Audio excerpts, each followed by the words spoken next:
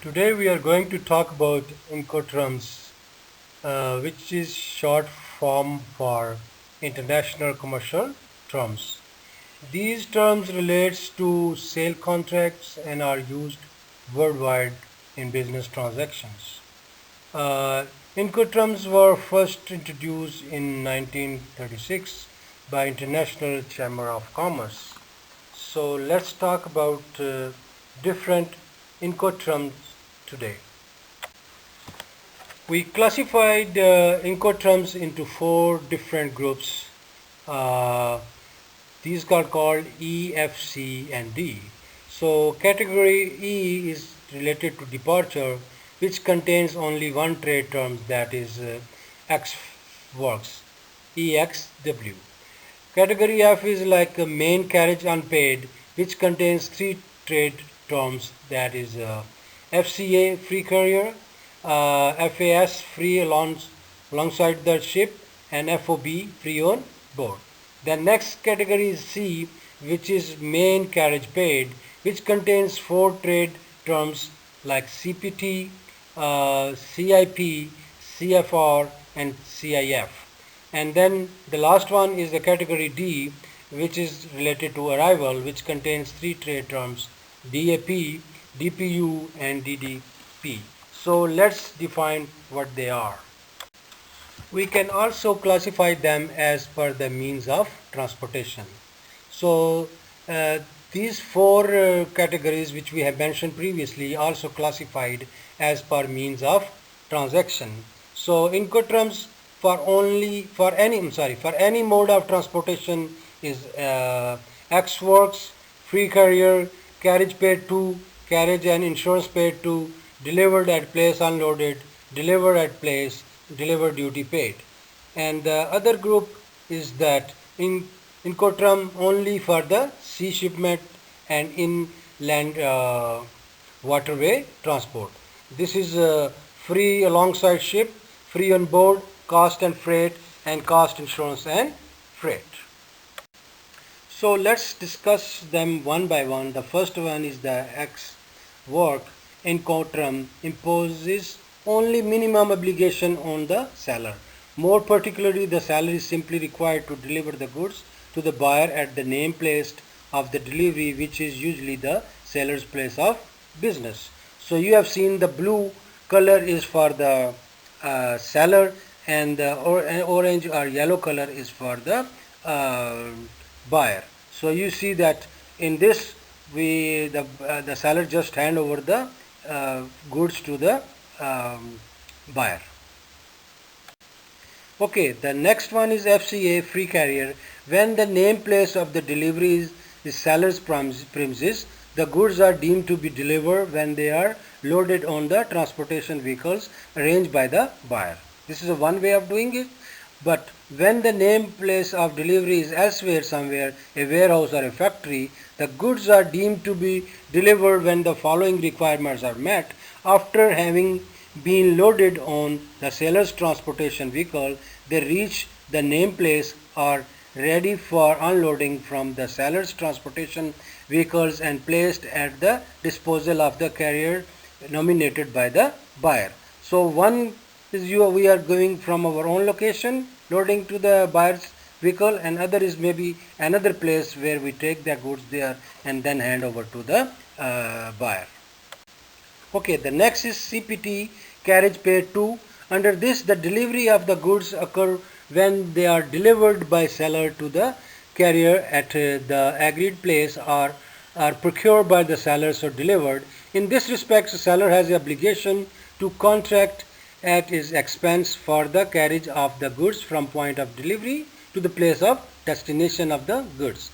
The existence of the contract carriage has no impact on the transfer of risk from the seller to buyer, which occurs at the point of delivery, that is by handing over the goods to the carrier. However, if the seller incurs cost relating to the unloading of goods at the place of destination under the contract of carriage, it must bear them unless otherwise agreed. Okay, next is CIP, that is Carriage and Insurance Paid To. So under this, the seller has the same obligation at under the CPT Incoterm, that is to hand over the goods to the carrier contracted by the seller and to clear the goods for export, with the addition of an obligation to contract for insurance in order to cover against the buyer's risk or damage to goods from the place of the delivery to at least the place of destination.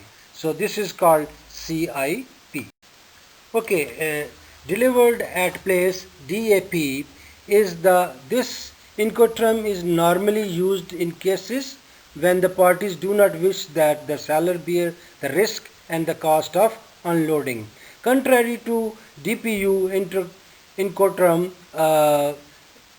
under the DAP Incoterm, the goods are deemed delivered by the seller to the buyer when they are put in at the disposal of buyer on the transportation vehicles ready for unloading at the place of destination or an agreed point within such place.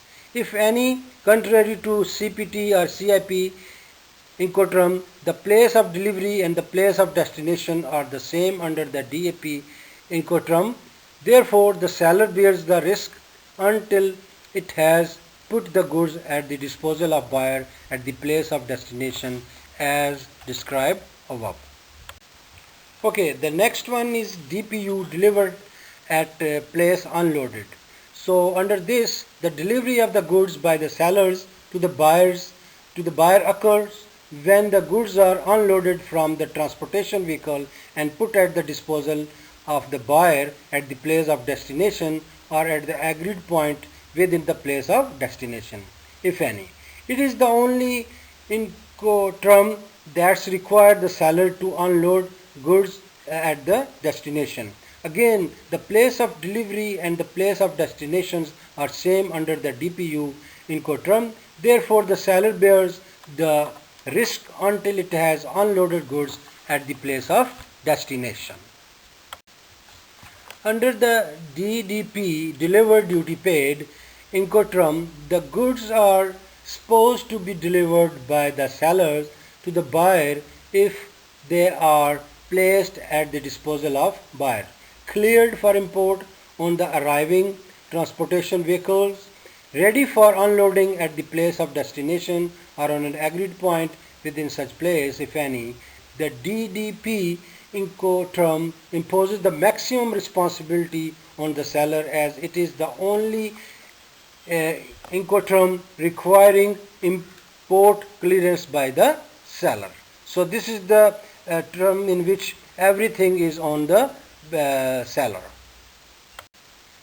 FAS, like free alongside ship, as its name says, the seller delivers the good when it either places them alongside the ship or vessel nominated by the buyer at the named port of shipment, or it procures the goods to deliver. The risk or damage to the goods is transferred from the seller to the buyer when the goods are alongside the ship. The seller undertakes to clear the goods for export, not for the import. FOB is free on board. This is widely used Incoterms in the most of the businesses, so in which the goods are deemed to be delivered by seller to the buyer when they are delivered on board the ship nominated by the buyer at the named port of shipment, or the sellers procure the goods so delivered. Therefore, the risk of the loss or damage to the goods is shifted on to the buyer once the goods are placed on the board the ship. The seller shall clear the goods for export, not for the import. According to CFR Cost and Freight, this is the seller delivers the goods to the buyer by placing them on the board the ship or procuring them to deliver. Therefore, the risk of loss or damage to goods is shifted on the buyer when the goods are placed on the board of vessel at the port of delivery and not the port of destination, as the case of the FOB Incoterm was. Okay, the regime of CIF Incoterm is very similar to one under the CFR Incoterm. The goods are to be delivered under the CIF Incoterm when the seller places them on the board the ship or procures them to so deliver. Although the transfer of risk take place at the port of delivery, the seller has an obligation to conclude a contract of carriage of the goods until the port of their destination. The seller must bear all costs related to unloading at the port of destination resulting from the contract of carriage unless agreed otherwise. The seller has an obligation to clear the goods for export, not for the import. These are 11 Incoterms which I have tried to explain briefly, but still if you have any question or confusion, please let me know and I will be glad to clear any of the Incoterm which is not clear to you. Again, thanks for your time and attention and see you in the next presentation. Thank you.